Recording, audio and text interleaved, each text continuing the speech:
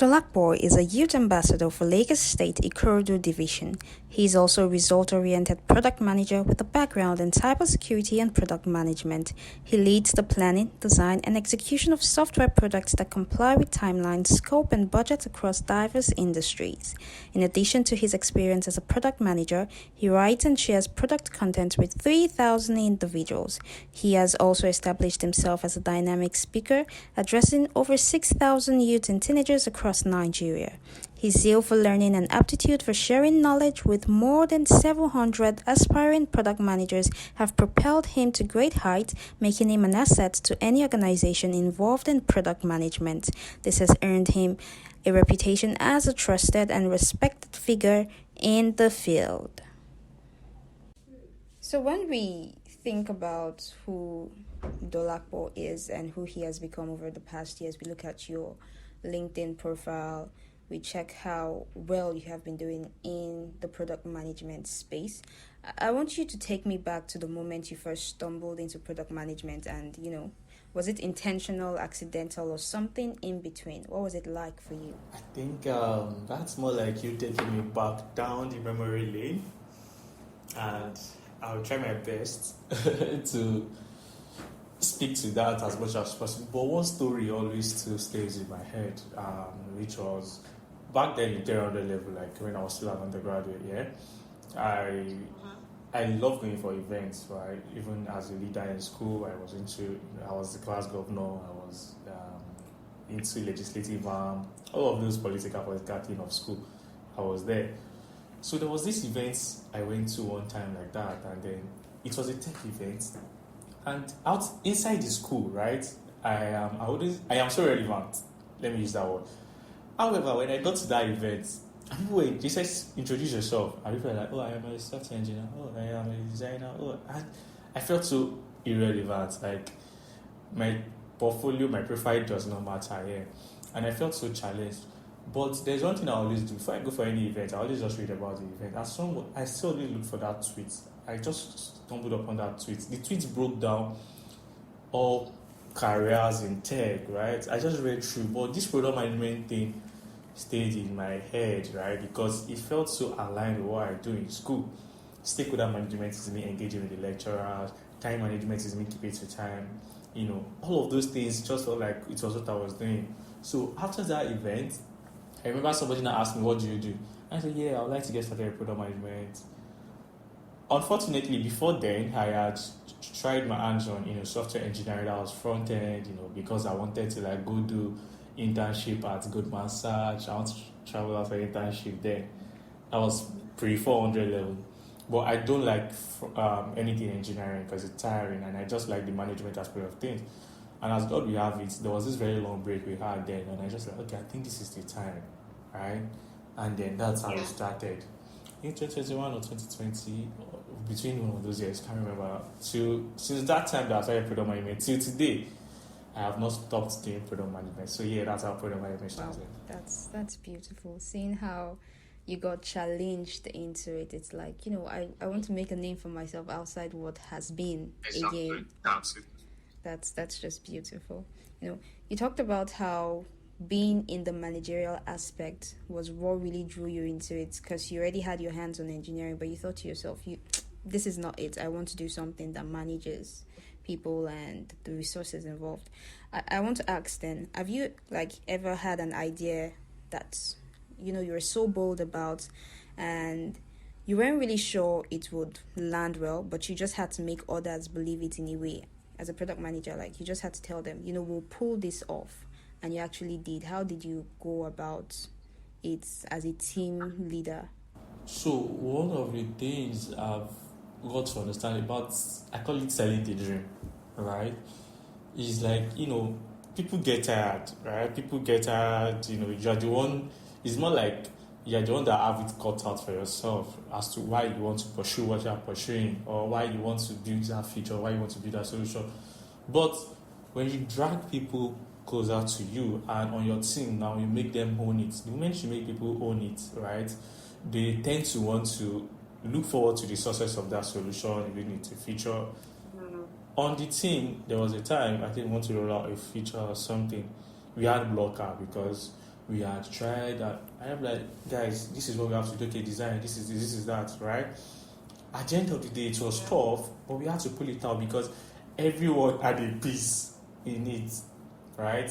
When I say piece, I mean a piece of it. Everyone had their share in it, and this is not just to say that you must always go home with something or you must always go away with something, but the fact that they have a share of ownership towards the success of that thing, not you just selling the dream to them, and it's just like we are just following you because it's you. No, it's they stay longer because and then they drive that solution with you. Yeah, that's how I've been able to manage it. That just makes a lot of sense. Being able to have them partake in the ideation and everything so that they can own it. Wow, that's interesting. So I want to ask another question. It's about, because now as a product manager, you have built product for people, you have helped them, bring their ideas to life. I want you to tell me about a product that completely flopped. Like, what did that moment teach you about? Completely flopped product. Product is big, so don't let us say products, because okay. I've built legacy products. Let me put it that way. So when I say legacy products, I also that's the word to use, starting all of the products from the beginning down to where they are at now. So I would say let's talk about feature. So there was a particular solution built one point at a time in an organization I was, right? And there's this, because we do cross-border payments there, and there's this particular feature, like a table in the payment side that is supposed to return, the transactions, the charges, the fees, even if it is paid by the person who bought it or the other one. However, at the end of it, it was a total flop.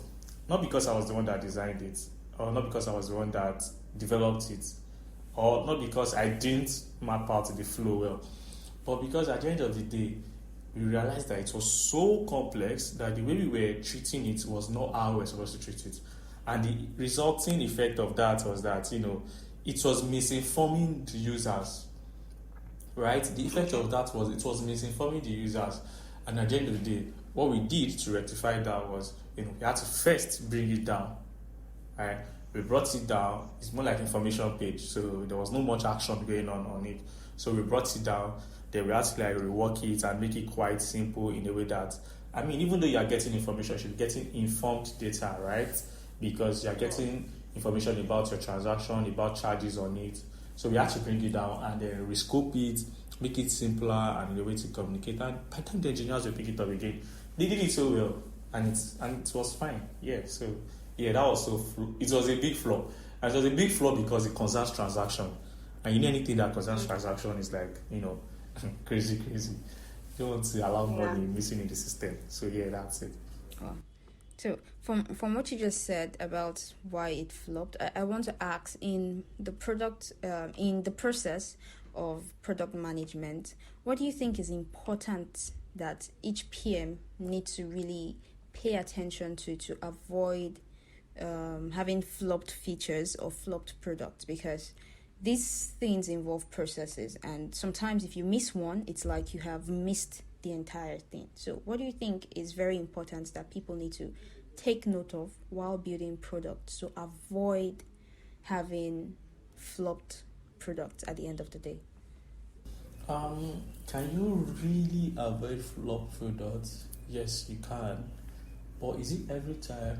No, you can't, because sometimes it gets to sometimes you've built a product with a solution in mind. Now it gets to the end of the users, they're using it in a different way entirely. But because of the processes you've mentioned, and I'll just say for development process, we have ideation, there's the prototyping, there's testing, there's launch and all of those things, right? I believe rather the moment you've been able to the ideation stage, you've gotten it right, the validation stage, the documentation, all of those things, the most important stage of all of these things is the prototyping stage, right? Because the prototyping stage gives you a simulation of what the real one is going to look like, right? So the process I believe all PMs should make sure they do not skip is the prototyping stage. That's really interesting, prototyping. All right.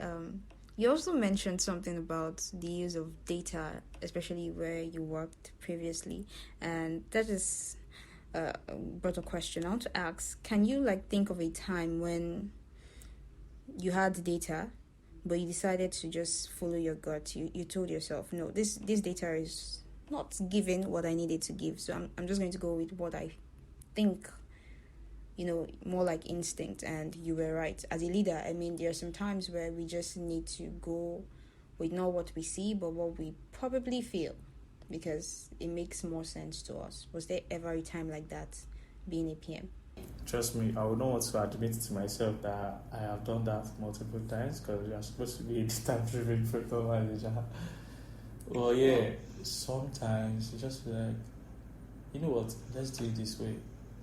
And it happens like that, especially when you're building solutions that are very, very new, right?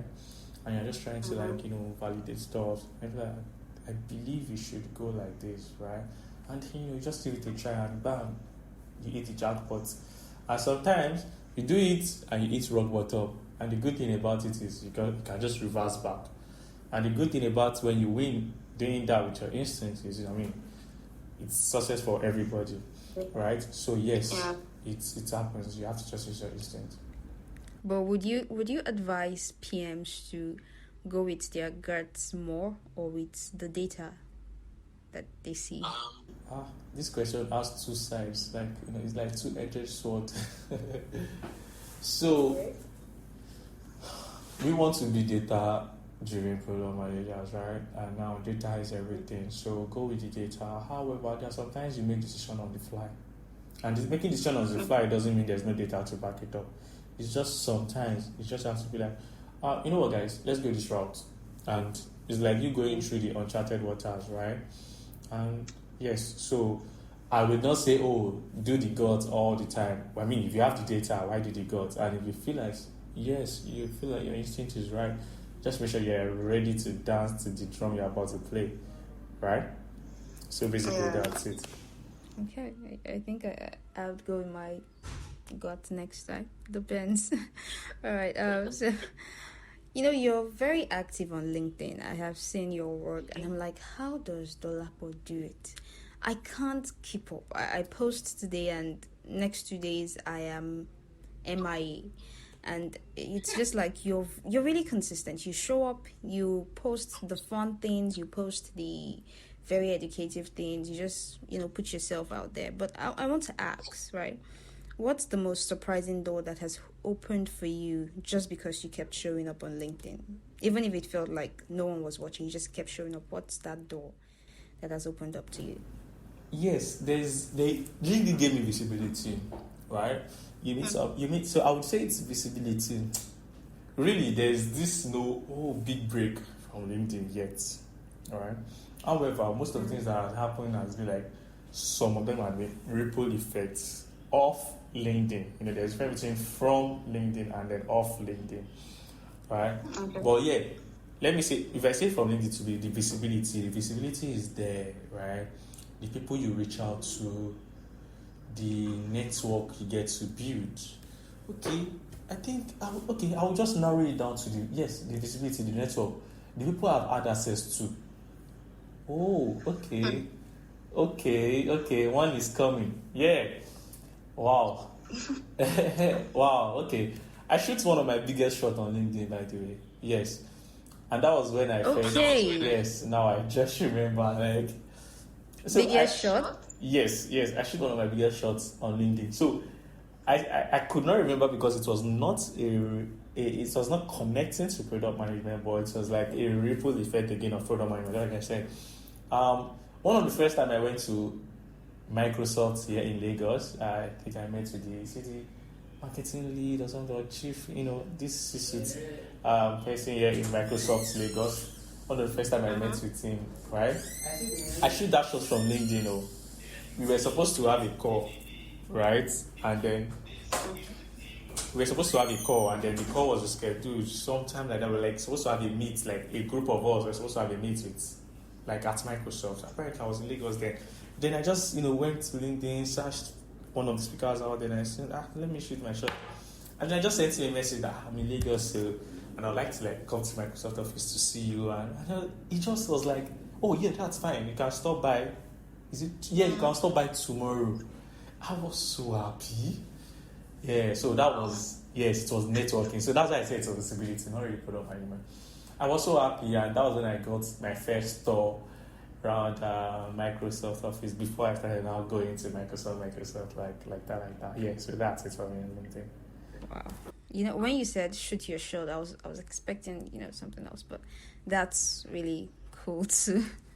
I mean, that's amazing. I won't say anything. Since it didn't go that route, it didn't happen like that. I won't say anything.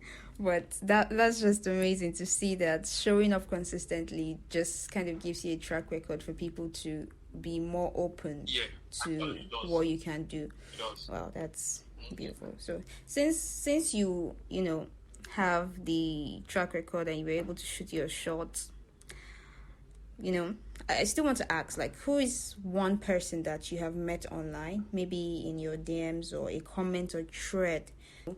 You now work with the person, you interact, you have an idea, you share with the person, just because you sent a DM one time or the person made a comment and you're like, oh, I resonate with that.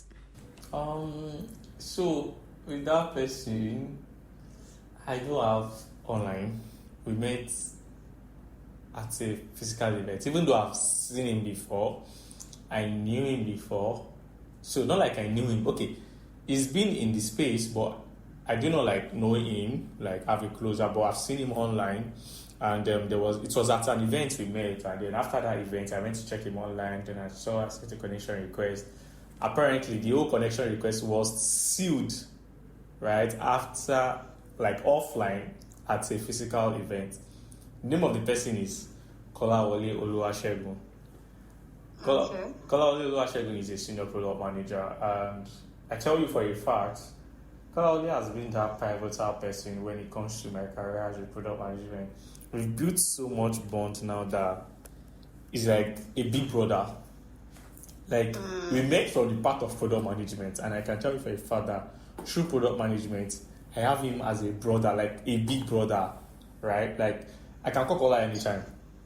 Like, we speak about 2 days ago, we were still on a call around 1 a.m., 1 a.m., 2 a.m., thereabout. He just texted me, are you up? Are you there? And I said, yeah, I am. And then we had this call, he was planning something, then just like that too. So if I have any blocker and I need any clarity too, I go to him, and I mean, we've worked together too, right? We've worked together, we've worked on some projects together, like stage projects together, or a product. So yeah, it's Kolawole actually. I just hope he gets to like hear or listen to this song. Oh, that's beautiful. I can imagine how it is to have somebody who resonates with you on something you really like.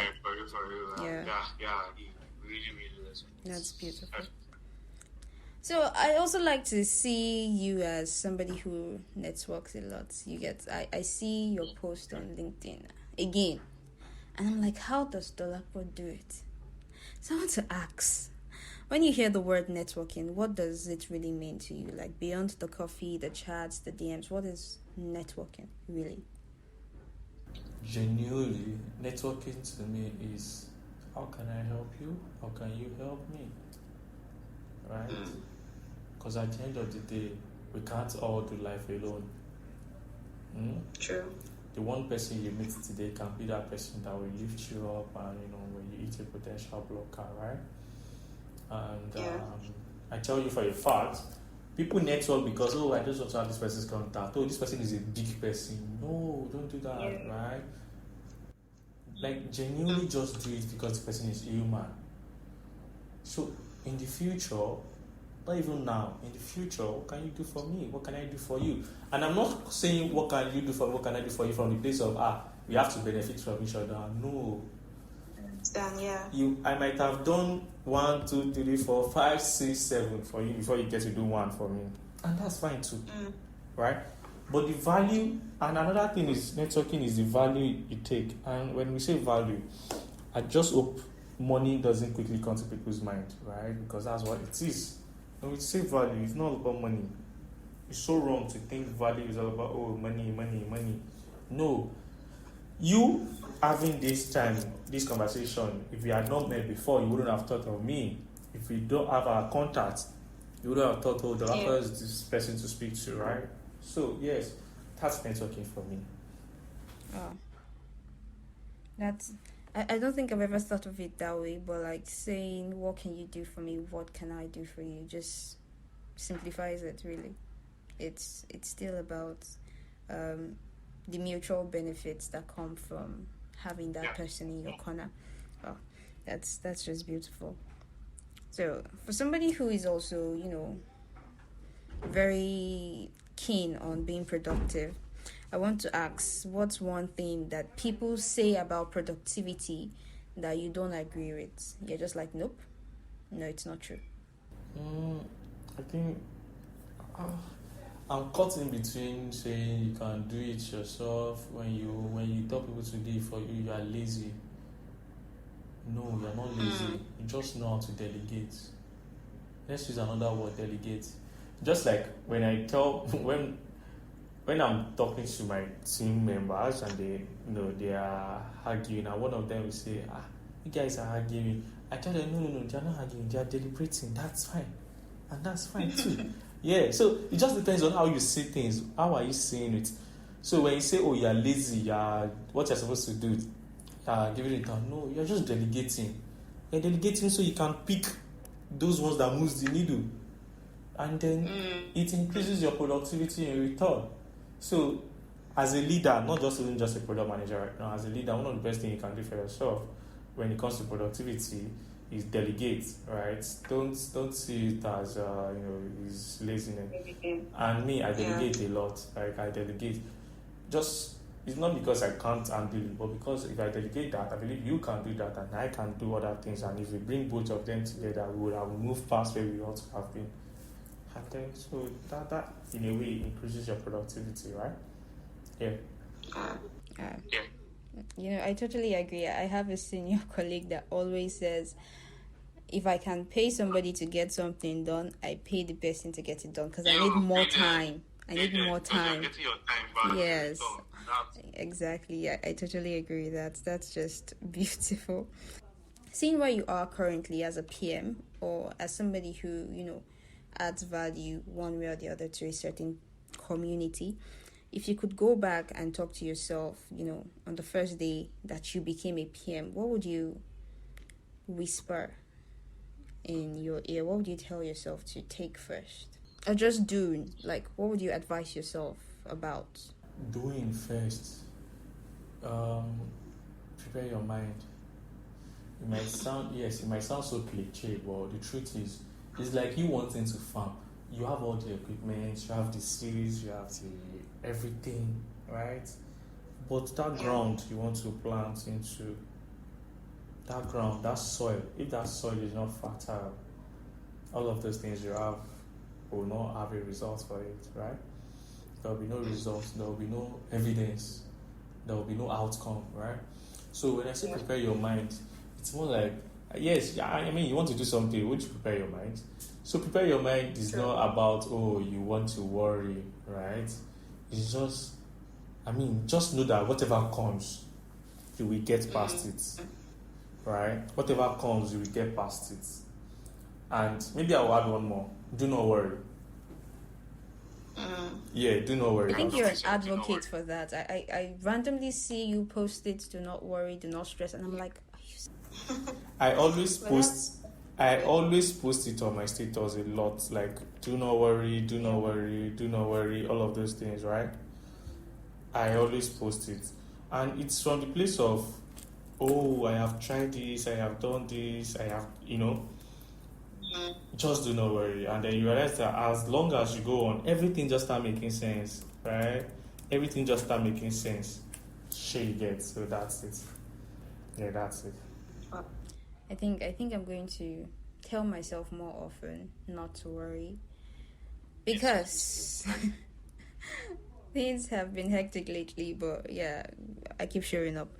So I thank you for that, because I think a lot of people will be able to take back that, worrying does not really solve anything at all. It genuinely does not solve anything. So it's best It does to not solve just not to worry about it. One last question, because I believe you're currently on a project, and I just want that we dive deeper into your experience and how things have been for you. So I want to ask a question. When was the last time that you made a mistake at work, or like you messed up doing something and you were like, oh my God, why? And your teammates, because you're the product manager, they were like, no, they're like, well, what happened? Or you probably covered it up, but in your mind you were like, how did I get to do that? All right. I mean, you will always make mistakes, and one is I think I wanted to go over like a, what's it called now? Can you hear me? Yes, I can hear you. I wanted to go over I'm supposed to go over was it a dog or something? And I entered that call without much knowledge. Okay. I entered that call without much knowledge of that thing. And there was just this knowledge gap. There was just this knowledge gap. And at the end of the day, it was obvious. It was just obvious. Right? So, yeah, that's it. So it was just obvious. It's that knowledge gap that made me, entering that call, and then it felt like, why did you do this? After the call, and they were like, why did you do this? And again, I'm not being defensive. It was because it happened at a very, very short time, right? And then I was working on something, right? And then the message just came in that they were in a meeting, and then they shared me a doc, and I had to get into the call, and I was like, oh, that's fine, just send it to me. And I thought it was the same thing. So the lesson learned from that is always prepare. I mean, always read through, not prepare now, because you might be prepared, but if you do not have enough information, right? If you don't have enough information, you wouldn't work. Are you with me? Mm-hmm. So if you do not have enough information and you just get into the call, you will sound so stupid. And the last thing you want to avoid is sounding stupid. So yeah, that's basically, yeah. Wow. Information too, but the best way to get this information would be probably doing research, I guess. Yeah, doing research. Sometimes the research must have even been done for you. It's just as simple as reading through a doc that has been shared with you before a meeting, or going through a file or a slide, so that by the time you get into the call and they are saying something, imagine now asking a question. I felt bad for myself now. Imagine now getting into the call and then you're like, okay, yeah, so tell me, what is this? You now realize that if you had actually read the doc, it was so obvious that it's not a question you're supposed to ask. Sure, you get. Wow. So, and that can be quite messy. Trust me, it can be very, very messy. But yeah, that's it. Thank you for that, because really... so I just want you to end with telling us what you think product management, or in the space of tech, would probably become like in the next few years. What do you envision when you think about product managers? Don't worry, AI is coming to send all of us away. But that's a joke, by the way.